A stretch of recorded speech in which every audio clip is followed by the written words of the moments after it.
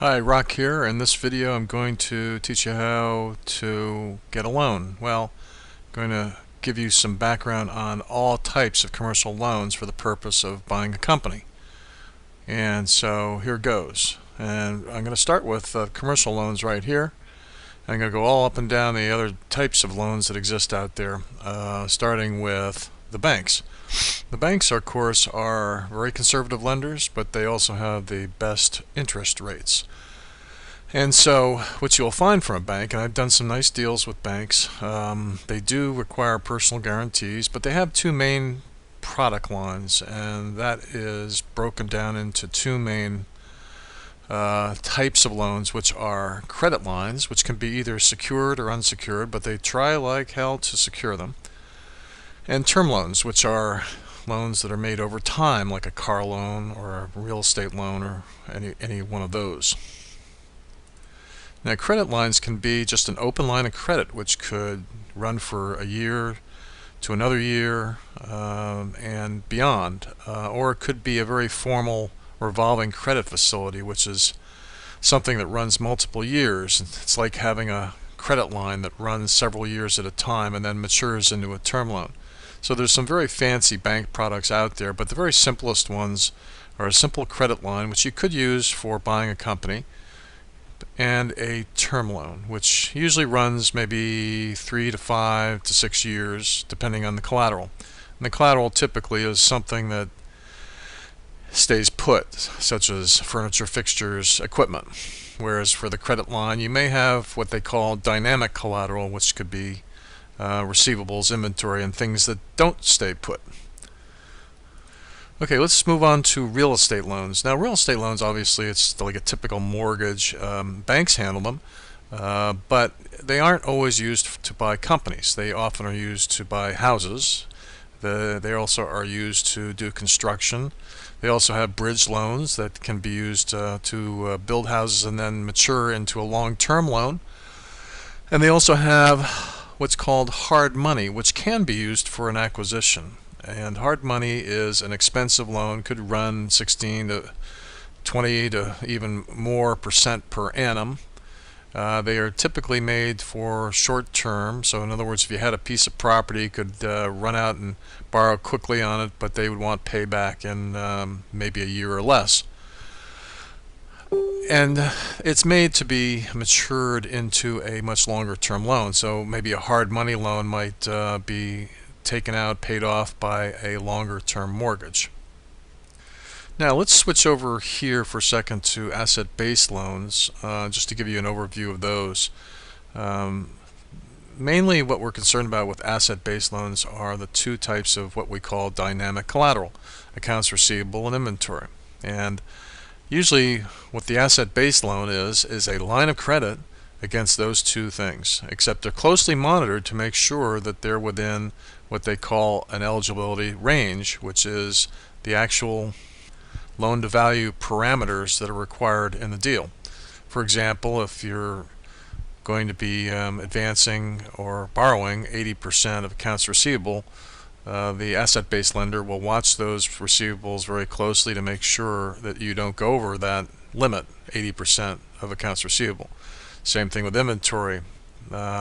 Usually inventory is advanced at around 40 to 50% of eligible inventory, eligible being that inventory which is perfectly good, not obsolete, not old, and can be sold in the open market.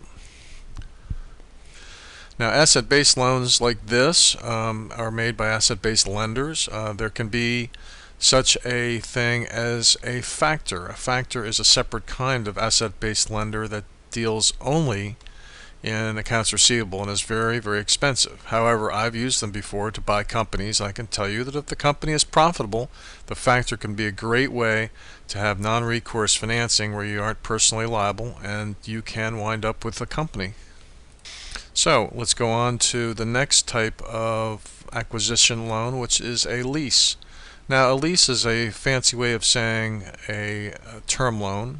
It's very much like a term loan, except usually the difference between a lease and a term loan that's used by a bank is that the lease is a level payment, that is equal payment every month like a mortgage, and the term loan oftentimes is paid faster than that by just dividing the principal by the number of months, the term of the loan.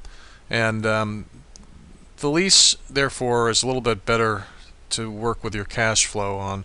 But in any event, the types of deals that are done with leases can be car leases, equipment leases, intangible leases, and all sorts of other fixed assets that aren't necessarily real estate. So mostly they're shorter term, they are very high rate. The leases can be running upwards of 20% per annum, and you can sometimes get them very quickly for a acquisition, but they are pricey, and they don't always come through for you the way a receivable loan would. So there are an awful lot of brokers out there that handle leases. You can also get them at banks. You can get them at direct lenders, GE Capital, those kind of places that will do smaller type leases for the consumer market, but they also will do commercial leases for companies that we acquire. Now I'm going to switch over here to SBA, the Small Business Government Agency that guarantees loans. Now, of course, any type of lender can be an SBA lender. I mean, a bank can be an SBA lender. There are other types of SBA lenders. Most of you know the SBA program a little bit. It's kind of a tricky, complicated program, but it can get your deal done and get it done well. That's because it tends to over-advance against collateral. In other words, you might have some unsecured portion of the collateral, and the SBA loan can cover it. And it can be secured by working capital, real estate, and can run out as long as 10 to 20 years, and that is very beneficial for your acquisition. So the SBA is a very good thing to consider, even though it is somewhat onerous from the standpoint of personal exposure. They will take as much as they can get in collateral and personal guarantees. Now I'm going to skip down here to merchant financing. In a small deal, you can actually get merchant financing from credit card companies and small business lenders that tend to do very tiny unsecured loans that are expensive. And what I mean by expensive is they don't just charge you a rate, they charge you a fee. And if you were to add up the fee, it would probably wind up to be 20+% per annum. Again, not for every deal, but it can get you a deal done on a short-term basis, and it'd be very advantageous to actually closing the deal. I will point out that the merchant lending is a relatively new product and doesn't always fit well with the acquisitions. The lenders themselves have to be acquainted with the closing process. But for smaller deals, say under $1 million in total transaction costs, or where the amount of money needed is only maybe a few $100,000, this may work very well for a lot of different deals, especially online deals where there may be an e-commerce store or something like that, which doesn't have much in the way of assets. Then I'm going to switch over here to mezzanine. I'm not going to say too much about mezzanine financing because it's usually not used in our deals. Lately, the mezzanine financing companies out there are doing very sizable transactions that may be well over $3 million in dollar amount. It is a product that can be used in bigger deals, and as long as you have the equity slice below it, you may well be able to get a $5 million mezzanine loan and do a $20 million deal. So keep it in mind for those transactions that are bigger down the road. Finally, I want to go into the other types of loans that exist out there, and you may or may not be using these. Of course, seller notes we all know about. They are the seller taking back paper. That's a given in just about every deal, so you will have that, but it's not something that's available on the open market. You just have to negotiate it directly with the seller. Then there are purchase order companies, which the only reason I throw that into this category is because that product is different than every other asset-based loan in that it's really financing purchase orders before they even become an accounts receivable. So the companies over here, the asset-based lenders, can oftentimes handle that. But it's not something that's mainstream product for our purposes. It's just out there in case you need it. Then the last two here are pretty important because you do want to find out there the other types of lenders that are not mainstream. That could be the SBIC, the small business investment companies, and the small loan shops that aren't SBICs. And those can exist in big cities and brand new shops that open up in a heartbeat that may be very aggressive in making loans. And I've found those on occasion, and it's a very good find. It can make or break your deal. You might, in your search for lenders, run around the city, for example New York City, and look for all different types of lenders and not find one, and all of a sudden, wham, you run into the small loan shop that all of a sudden will pull together your deal, and it'll do it well.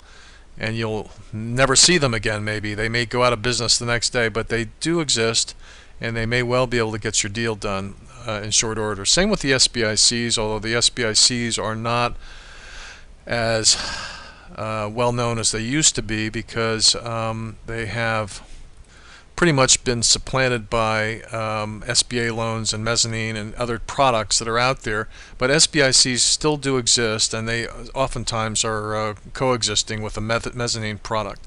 So you'll see them at the higher dollar amount, whereas it used to be that they were very small dollar amounts.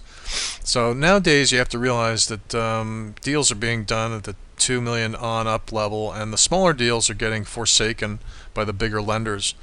And so it's just something to keep in mind, and then when you find the right type of a lender at the right level where you're at, then jump on them, because you do want to keep your network going and make sure that you have all the possible lenders out there that could do your deal.